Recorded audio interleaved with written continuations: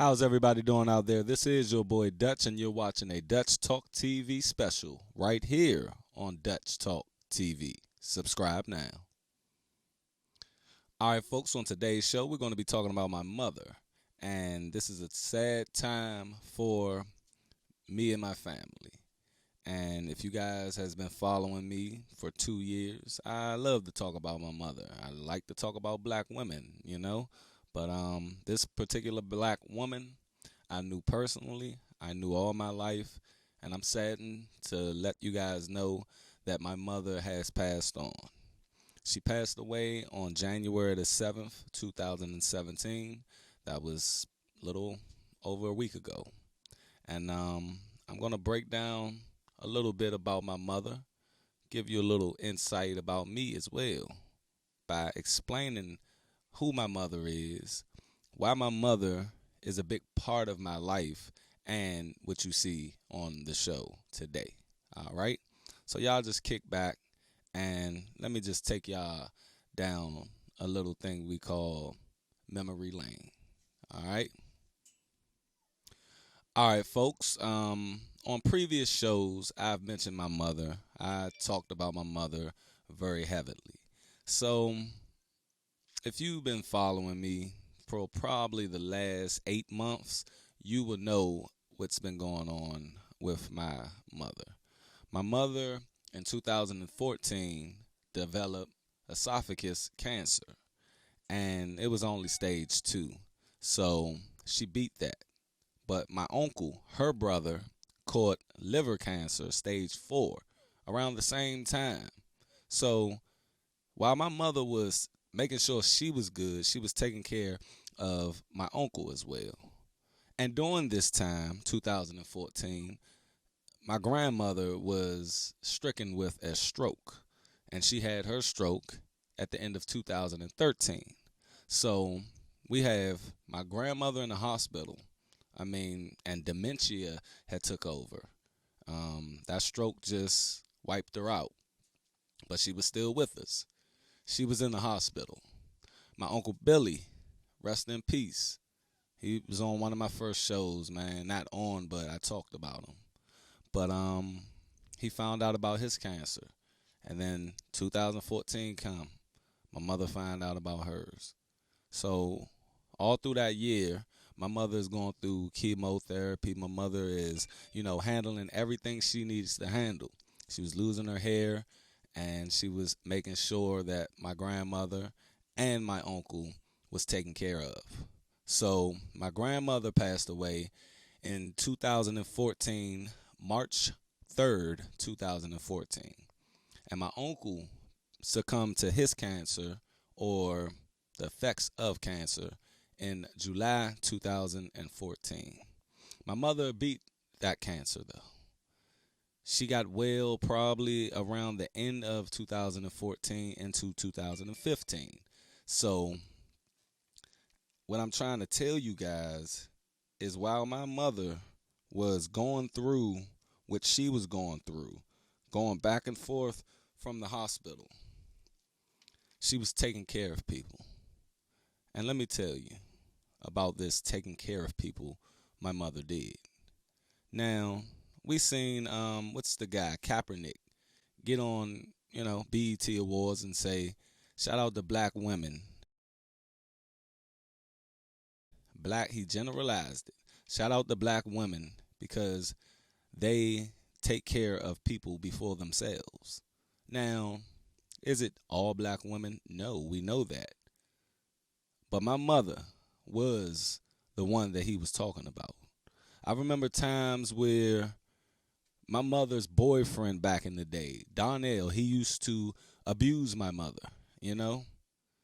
But she not only had 3 boys, and yes, we all have different fathers. But she had this guy, Donnell, and his family. Had his 3 brothers, his mother, and his mother's boyfriend living in a 3-bedroom apartment, Northeast Trinidad, Washington, D.C. We was damn near in poverty. You see what I'm saying? But my mother Every time something was happening with someone, every time somebody needed help, she was right there, even when she didn't have the room to even house these people. Some people be living on, sleeping on the couch. Some people be sleeping on the floor with the roaches, you know. But in 1998, my mother made a big decision. She was coming off of this welfare system where she didn't use it as a lifestyle. She just used it as a stepping stone to get to the next point, what it's supposed to be used for. So she got a job with the U.S. Census Bureau. So we're living in D.C., and she took this job knowing that this was going to bring her family out of the hood. And that's exactly what my mother did. Even though where we moved to in 2000, in 98, it's basically the hood now, and we'll get to what she did next. But basically, she moved us to Suitland, Maryland. And first time I went to school with white kids, and I had to adjust. So what I do, I rebelled. I walked from Suitland all the way back to Northeast Trinidad by myself, like walk. Didn't take a train or a bus. And you guys who live in the DMV area, y'all know that's like a fucking 5-hour walk. You understand? So, but I did it. But at the end of the day, when everybody went in the house, I told everybody I got dropped off. Who did I call? I called my mother. And she said, bring your ass home. Sent my big brother to get me. And she sat me down and told me, I'm doing this for y'all. I understand it's a different lifestyle. I understand it's different people, types of people. But please, please, enjoy it. So from right then and there, I said, look, I'm going to try to make something of this. I don't want to let my grandmother down or my mother down. I can't. That's why I never went to prison. And speaking of prison, my little brother just came home from doing 13 years in it. And if you guys know this channel, we rock hard for Young E-Class. You can go ahead and, get your copy or go download that 10 Days mixtape. But I went to school and I didn't do exactly what I needed to do. But my mother was always the type of mother who wouldn't tell me what to do all the time. She will let me be. Matter of fact, she treated us like men because we had to be men out here in these streets. You see? She let us make decisions, and then she would give us bullet points on if you make that decision, A, B, C, or D will happen. And she didn't sugarcoat it. You see what I'm saying? But she always analyzed our decisions and understood why we wanted to do it. If you asked her something or told her you wanted to do something, she will ask you why. And if you don't have a legitimate or reasonable reason on why you want to do this one thing, she'll let you know. You understand? But back to my mother taking care of people. She didn't just let people stay with her. Understanding. My mother helped people in ways that no one out here can imagine. She could never say no. She was always in there. Everybody who's been talking to me for the last week has been telling me about their experiences with my mother, Debra Barnes. That's my mother's name. And when they heard that name, all they can do was say, she helped me through a lot. Even if it's just talking to, even if it's helping out financially, even if it's just saying, come to the house, let's drink something, just making you feel welcome. You understand?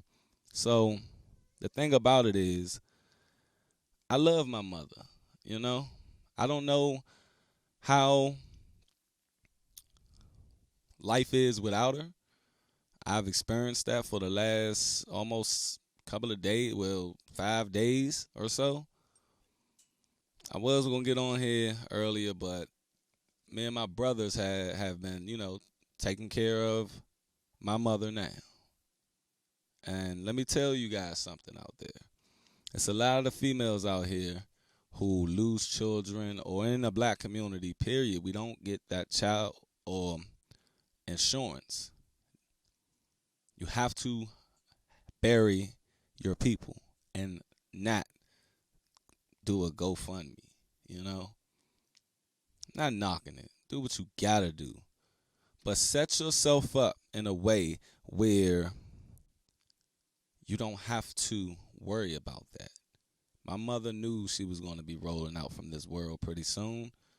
She sat me and my brothers down and showed us exactly the process of how to process her affairs.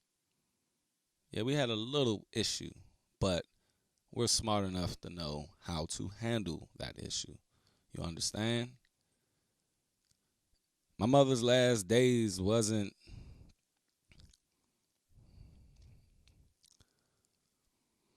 my mother's last days wasn't good, you know? And that brings me to this cancer. A lot of people are affected by this cancer, even if it's them or a family member. I'm going to do a special on what I know about cancer. And it's a lot you guys should know. It's hard to prevent, but it's a lot to know and recognize. So at the end of the day, my brother came home. My mother seen her child free before she closed her eyes. And months leading up to her death, I seen her spend time with my little brother. He may have, because when he came home, I mean, it was like a jolt of energy came in my mother that she didn't have before he came home. And my little brother probably extended my mother's life wholeheartedly. Spent 4 months with her. And my mother is that independent person. She want to do things. I mean, it got to the point where she was bedridden. And, we got a cat upstairs, and she's asking, hey, I don't like just sitting in this bed. I can go change the kitty litter. And we like, Ma, you are not moving. It is over. Then she lost the use of her hand. The last probably week or two before she passed away, I myself, my wife, my kids had to help her to the bathroom. I was literally holding her up to the point where, it was going to get to diaper changing and everything. And I'm going to tell you guys, I am not the person to do that, Yes, it's my mother, but I'm not trained in those types of things. I just didn't want to hurt her even more, And that right there just hurt me, and it hurts her. She did not want that. My mother's a proud lady, And shout out to her, you know. She instilled a lot of things in me. She dropped a lot of jewels that I don't even know if she knew she was dropping. And I'm just realizing now. Mother was a Christian. She was a go hard Christian. But when I came to her and told her, Ma, this religion thing don't work for me anymore, she understood, and she did not disown me like most Christian mothers would. Most black Christian mothers would. But she understood me and told me you'll find your path. When me and my little brother started Marvis Records, LLC, she always supported. One of our first shows in 2011. First show was big. Everybody came out. But my mother couldn't make that one. I think she had to do something very important. But she could not make that one. I remember. So we had 3 more shows. No one came out. No one supported. Except for my mother. My mother and both her friends came and sat all 3 times and watched my artist perform. and they were the only people in the crowd.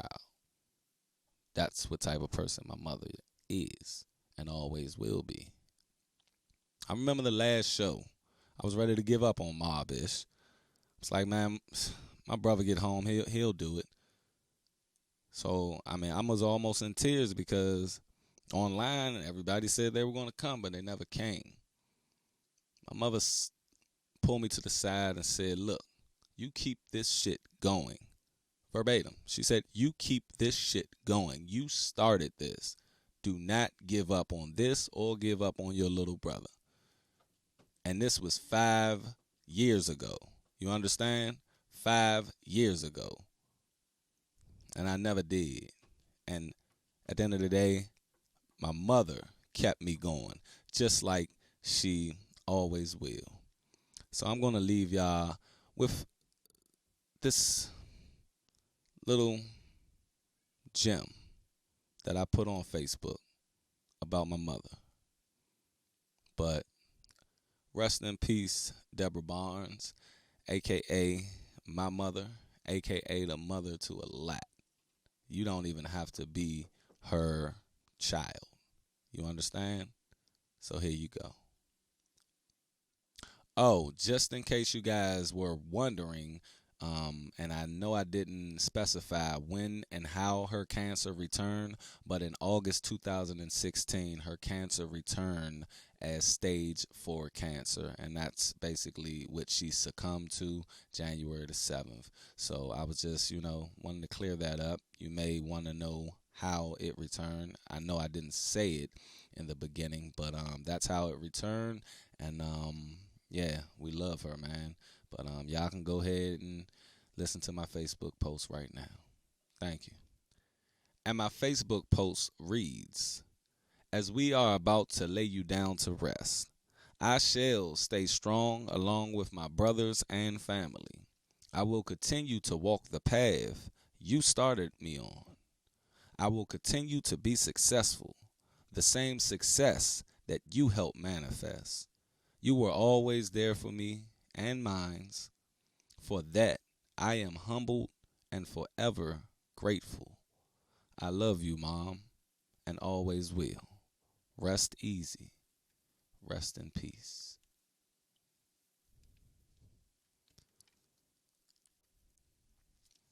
You guys cherish everybody you have now because they can be here one day. They could be gone the next.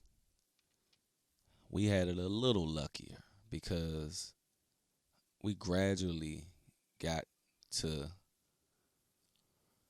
the passing of my mother.